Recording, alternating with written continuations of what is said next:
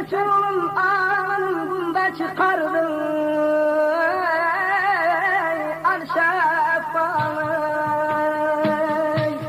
Bu harabat cihanın ol vakanın ahvalıdır.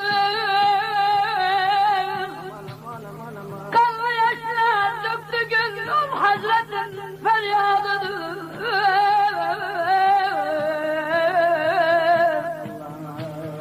Bu kadar zulmü göre Fatıma evladıdır.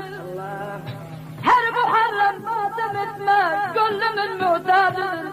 Aman aman.